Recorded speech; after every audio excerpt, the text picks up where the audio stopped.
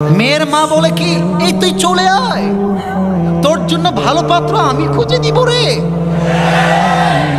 আমার মেয়ে এত সুন্দরী, কি করেছে এই ছেলেটা? ওরে সুন্দরী তাই না?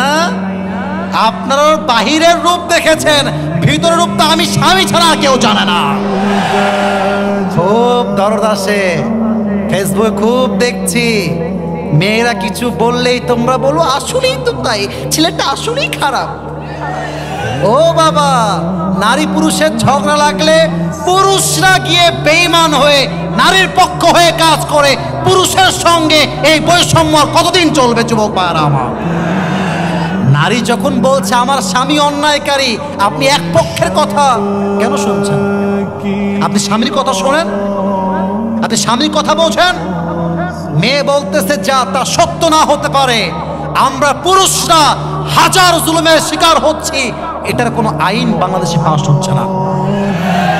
নারী নির্যাতন কেস যেমন আছে, আমার মনে হয় বাংলাদেশে পুরুষ নির্যাতন কেস হওয়া দরকার।